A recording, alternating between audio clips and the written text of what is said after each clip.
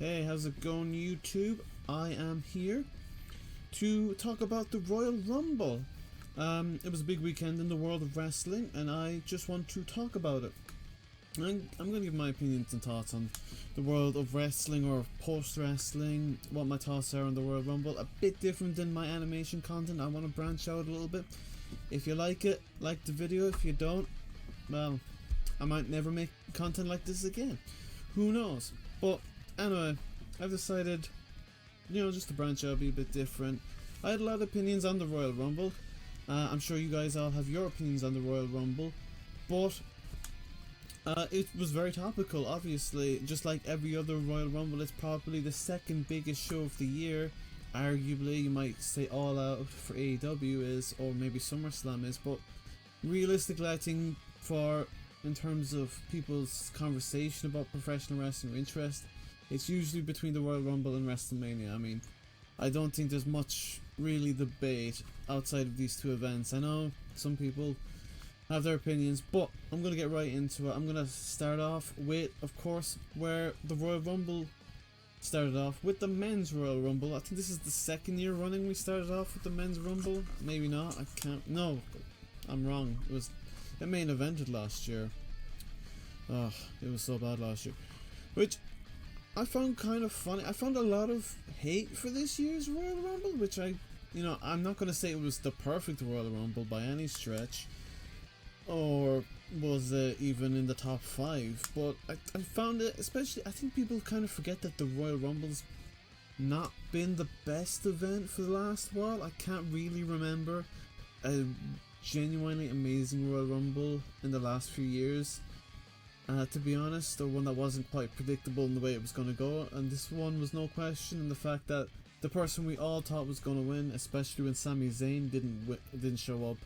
I think most of us believed Cody Rhodes was going to win, and the only other people that could have said that was The Rock or Sami Zayn, and neither man entered this Rumble, which was quite shocking, to be honest, because it really left this Royal Rumble feeling like it lacked that star power, because the Usos weren't in it, and neither was Solo Sikoa, and they're really the only guys that have been winning regularly.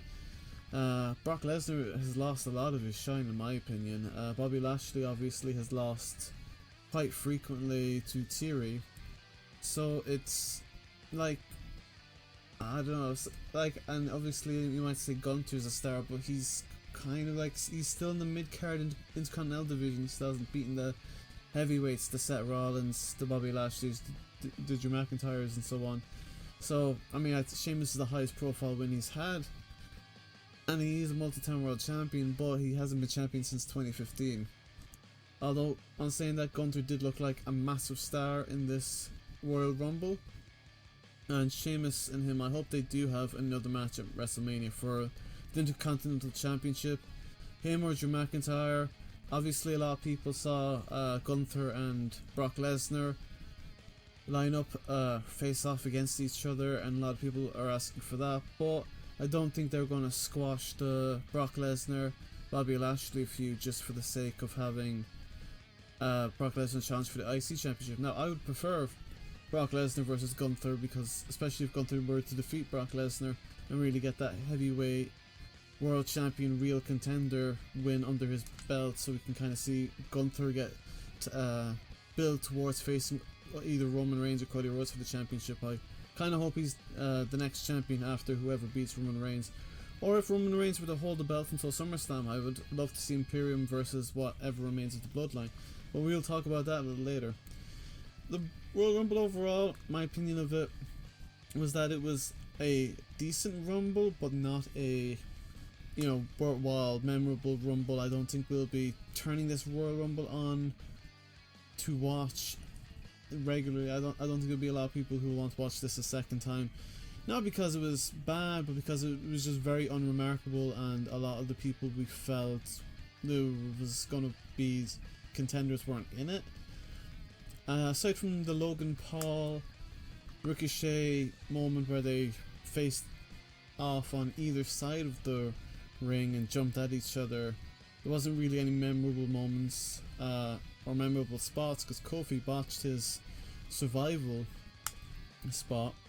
Well, I don't want to say it was botched. I think it was just kind of something that works in theory, but obviously just didn't work in practice. He got flung really hard into that office chair, and it just fell over. And Michael Cole kept saying, "Oh, he's still in it. He's got his foot on the chair. He's got his foot on the chair. Both feet have to hit the floor." But you know, we all kind of figured, how is he going to get out of it? Like, he looks hurt. He's not going to be able to salvage this. He's out. But yeah, the Royal Rumble, then we saw very few surprises.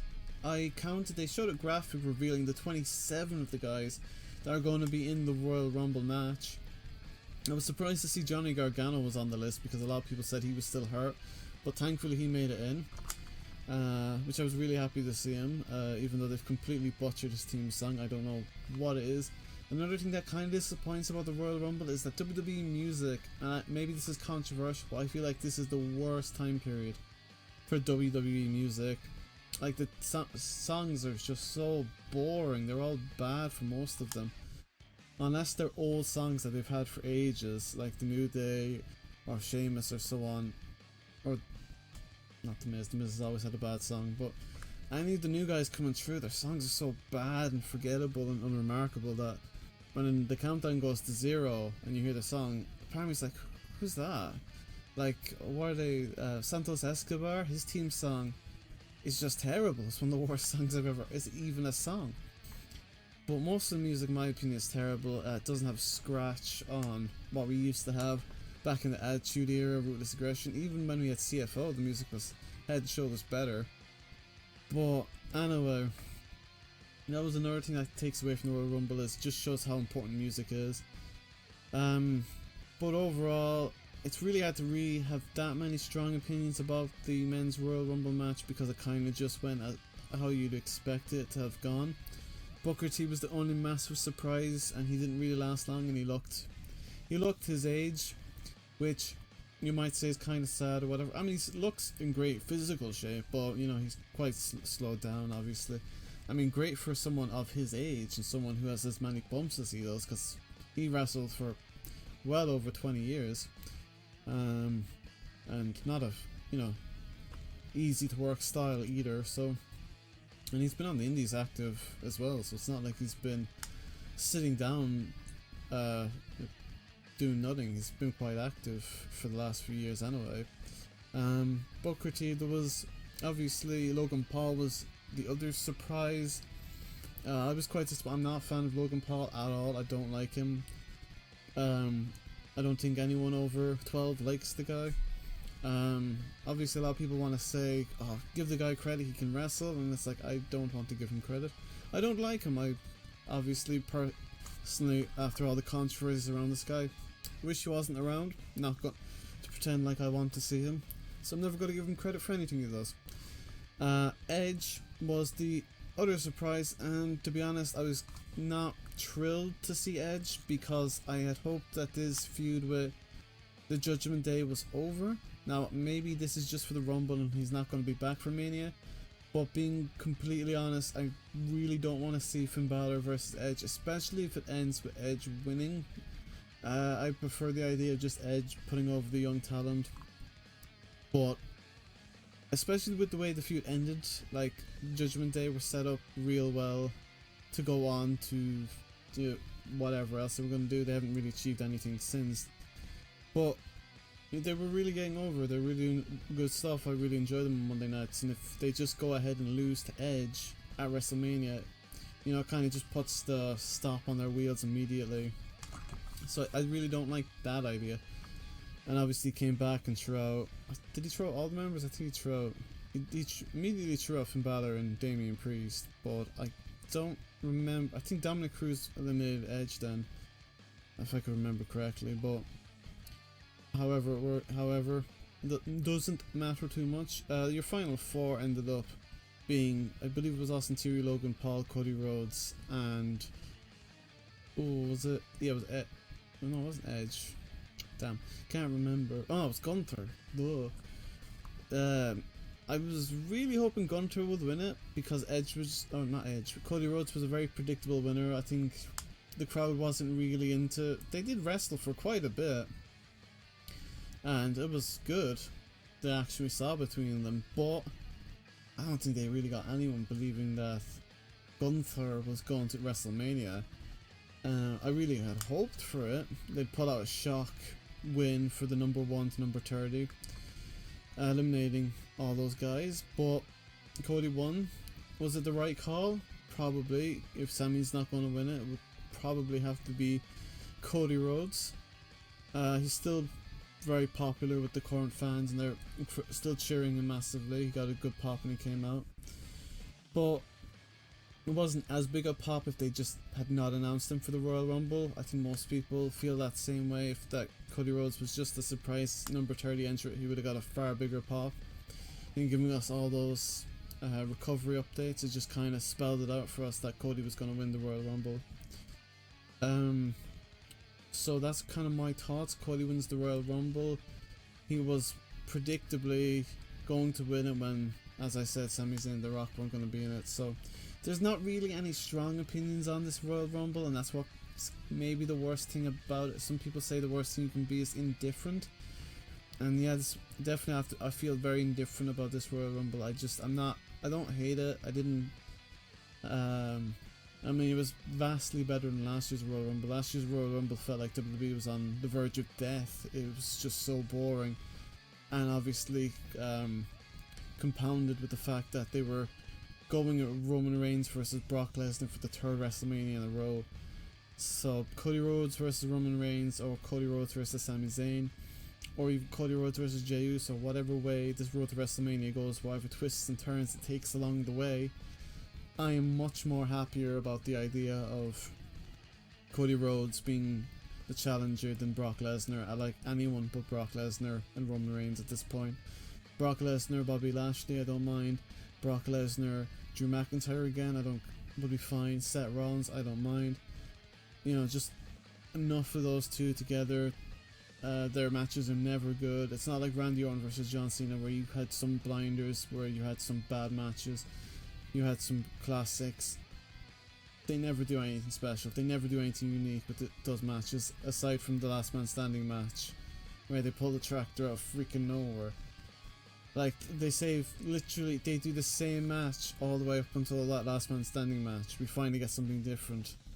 But hopefully that's the last time we'll ever see those two together. I doubt it. I really doubt it, but yeah, this men's Royal Rumble, I'm indifferent on. Good, bad, you know, it is what it is. I'm going to move on to the Mountain Dew Pitch Black match. Bray Wyatt defeated LA Knight. This match was just weird. Nothing about this match the feud between Bray Wyatt and LA Knight. Like, glow in the dark nonsense with Mountain Dew logos just being blasted in your face. Like, it was not very far off subliminal messaging, like constantly having that freaking energy drink, or not energy drink, just soda shoved in your face constantly. The logo just branded the ring. It just felt like it went against everything that Bray Wyatt was. Suddenly having, like, why does Bray Wyatt attract these goofy matches? Like, they're always, like, when he was the Fiend, it kind of made sense to being goofy, but this is the wrong kind of goofy. It was terrible. Bray Wyatt did some cool stuff with glow in the dark face paint, but the rest of it was just so freaking terrible. It looked so bad, and the match was a burial. Like, it could have been cut down to a minute long. It was just a terrible advert for Mountain Dew, and it just felt like, why is a cult leader advertising so heavily a freaking soda? It's like just shoving Mountain Dew in your face. It was just horrible to watch. The action was not easy to see because everything was just glowing in the dark, and you were just kind of looking like at all the colours, like, ooh, green popcorn, ooh, and a freaking light up kendo stick. It was just hard to watch. It was a really dumb idea, but it was just an advert for Mountain Dew, so it is what it is. Mountain Dew have a new flavour of a drink. I assume they were serving that beverage at the venue. Can't imagine why else they would have done this match. There's nothing particularly good about saying it. And then Uncle Howdy jumped off a Titantron, or not off a Titantron, jumped off some giant platform, driving LA Knight through the floor. I don't know what to say about that. The Bray Wyatt return since Extreme Rules has been very underwhelming. I hope they just kind of trash this Uncle Howdy stuff. But they won't, as we will be moving on to talking about Bianca Belair defeating Alexa Bliss in the worst match on the card. And I know I said a lot of bad stuff about Bray Wyatt versus LA Knight, but Bianca Belair versus Alexa Bliss was just bad. Like, the Mountain Dew match could never have been good for what it was just an advert. This match was for the World Championship for the women's division, and they honestly, both of them looked like two of the worst women's wrestlers. It was so boring. It was just counter KOD. Like, I guess they didn't have much time. Like, there was a women's Royal Rumble coming up next, but Bianca Belair has had some stinkers. Like, her feud with Bayley was just atrocious, and it is very much time to take the championship away from Bianca, because it's been a bad title run, and she's been champion almost a year. So I just think it's take the belt off her. I mean, even if she was in a feud with Charlotte Flair, at least, like, move her to SmackDown, have her feud with Charlotte Flair and stuff like that. That would make sense. But at the moment, the Raw division is stacked with talent, and Bianca Belair is just kind of everyone away. At least put her in SmackDown. Her, Charlotte, and Ronda can feud forever. I don't, But for me, the Raw Women's Championship, you have so many stars: Bayley, Io Sky, Asuka, just absolutely stacked with talent, and none of them are getting an opportunity at the championship. If they are, they're being swatted like flies. Bayley got so many chances as well. I was certain that Damage Control were going to win the belt, but female John Cena swatted Damage Control away like they were a freaking dirty fly. So I'm hoping Bianca Belair's time is up after WrestleMania. Hopefully she'll just get drafted to SmackDown, and her and Charlotte can have a long-term feud. That's fine with me, and let the actual big top star heavyweight women dominate the Raw scene, and the SmackDown division can have the Charlotte, Bianca, whatever. Anyway, as I said before, not much to say on this. And then after the match, Uncle Howdy appeared on the television, because of course he did, and did that whole I'm in control nonsense. I don't care about Uncle Howdy. It seems dead on arrival. I'd prefer if we just went back to Bray Wyatt being the Fiend, Alexa Bliss being the Goddess. I'm not liking this Uncle Howdy stuff. It's been very disappointing for the last month. It's just been dragging out. And I don't care. Alexa Bliss was not good originally with Bray Wyatt. They were a bad pair. And I don't care to see them back reunited with Bo Dallas wearing a mask. Just move Bray Wyatt back to being the Fiend with the, nice Fireflies Funhouse gimmick, and put Alexa Bliss as the Goddess and make her for the championship as a legit contender, a serious challenger again. But that's my opinions on that. So after a really mediocre kind of dip in the show from watching the men's Royal Rumble match, that was fine. It was adequate, to two matches that were very goofy and not very good, to the women's Royal Rumble. Now the women's Royal Rumble was adequate too. Like, I would say again, like the men's Royal Rumble, it was a 5 out of 10. Rhea Ripley ended up being the winner of the match. She started at number 1 and went on to take Bianca Belair's record. Bianca Belair was originally, or before this match, she had stayed in Royal Rumble for 57 minutes. And I think Rhea Ripley set the new record of 62 minutes.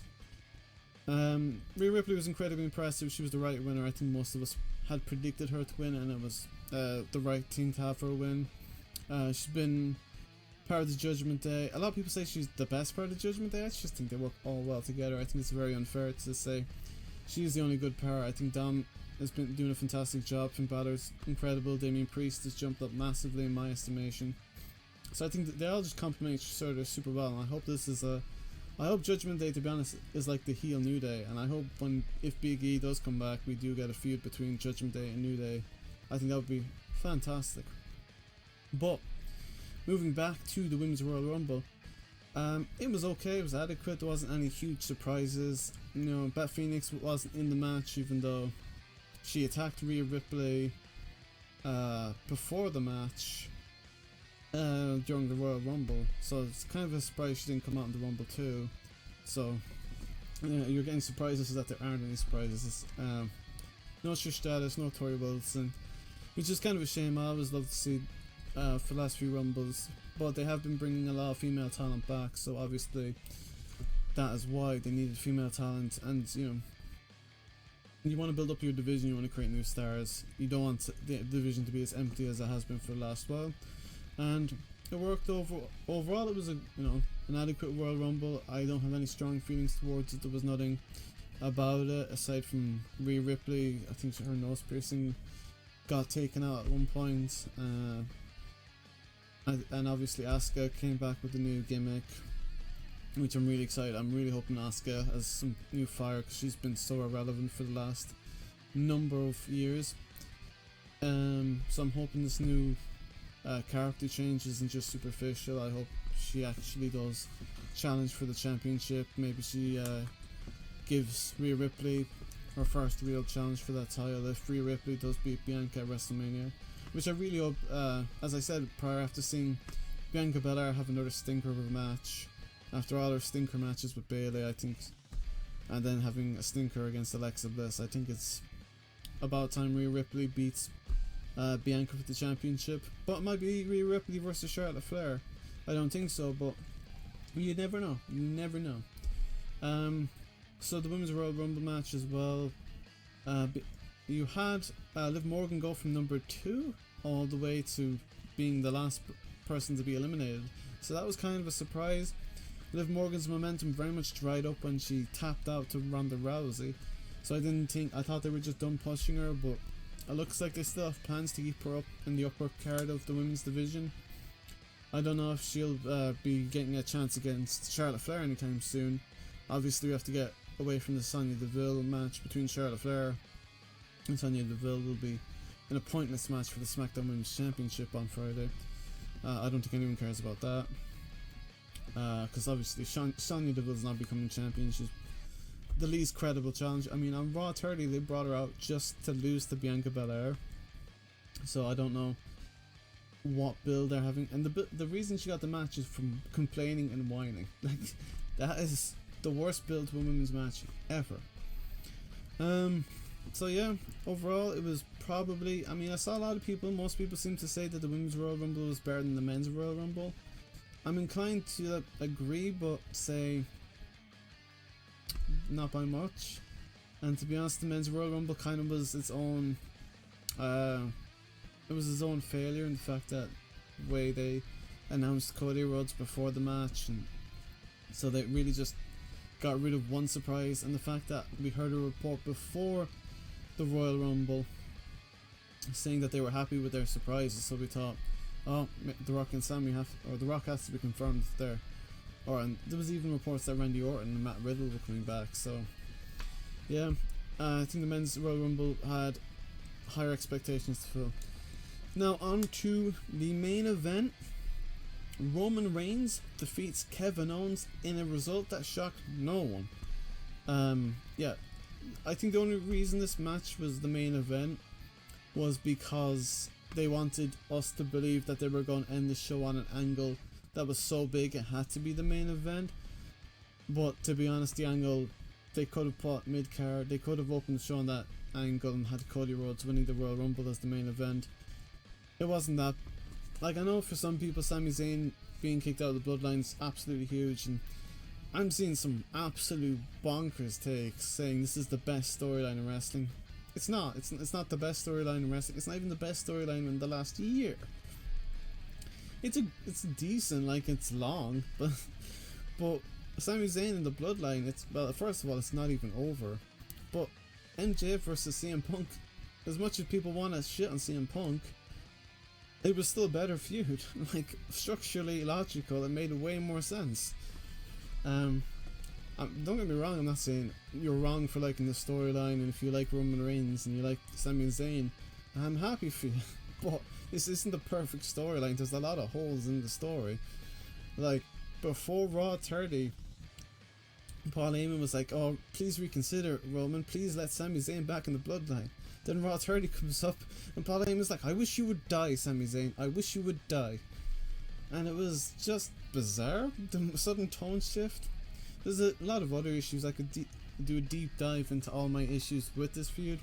I don't think it's the worst storyline or necessarily a bad storyline. It's just a long story, and I'm not particularly like, oh my god, I can't wait to see what happens next. I never really felt like it was that big of a shock, or I haven't been blown away by this story. You might disagree, and that's fine. That's just how I feel so far on the Bloodline storyline. We'll see how it goes. It's kind of interesting that Jey Uso left after the match. I haven't even talked about KO versus Roman Reigns because knowing about the match was particularly shocking. You had a few ref bumps, but at no point during the match did I believe, or did you believe, that Kevin Owens was becoming champion, because there was just no way they could get that through. They didn't build it up or anything, and they didn't really build Kevin Owens up as a credible challenger, because Roman Reigns has been champion almost 3 years and he was not going to lose the belt at Royal Rumble. Which, it's fine, it's okay. That was the way it was, because we were all talking about Sami Zayn and not Kevin Owens, and whether Sami Zayn would betray the Bloodline, or what's he going to do, whether he's going to get kicked out or not. He tried to make the match a bit more interesting by Roman Reigns saying his final test will show up, which I thought War Games was his final test. It is what it is. I'm not particularly, bothered by it, but obviously after the match, when Roman Reigns had pinned KO 1, 2, 3, they wanted to beat up KO after the match. Sami Zayn is then handed a steel chair. Roman Reigns expects Sami Zayn to lay into Kevin Owens and prove that he's an Uso. Sami Zayn waits about 10 years and then slaps Roman Reigns in the back once with the chair. Jimmy Uso, super kick to the face. Jey Uso, not having it, leaves. And the update is been posted, I don't know if you saw, but on Instagram, I believe Jey Uso posted that he's out of the Bloodline, which is interesting that he post this on social media before before Raw happens. So we'll see if they announce it on Raw, or if we're even going to get a follow-up on Raw for what happened. But overall, I thought Royal Rumble, the pay-per-view, was probably a 5 out of 10.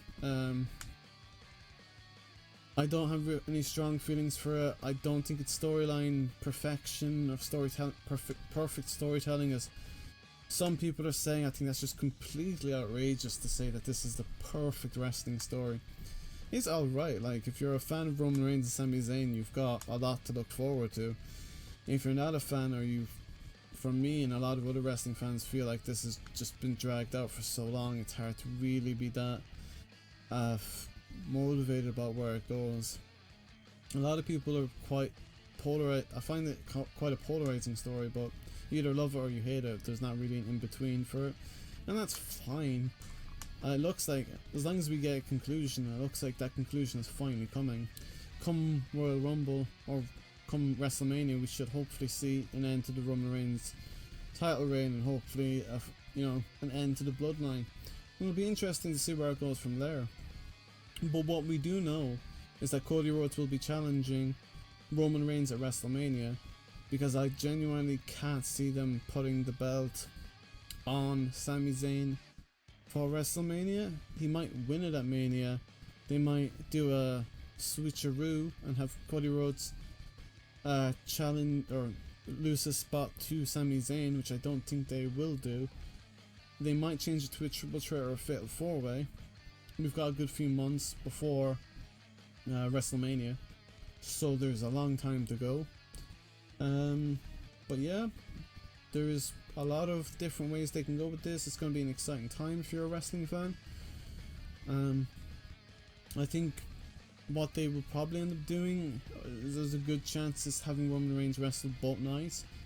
But what they might do also is have him drop one of the belts at the Elimination Chamber. They could have Roman Reigns, if they really want Roman Reigns to look like an absolute behemoth, is have him win easily the first Elimination Chamber for the WWE or Universal Championship, and then have him lose the second one, the WWE title, in a second Elimination Chamber that happens immediately afterwards.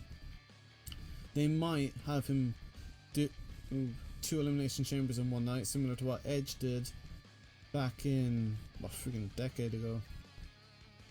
I think Roman Reigns probably won't do two Elimination Chamber matches, just because I think they'll want to guarantee that Roman Reigns is fully fit for Mania, because you saw with Seth Rollins' long-term injury or long-term storyline, that went for 8 months, and then he just got injured in a random show. I think it was in freaking Dublin.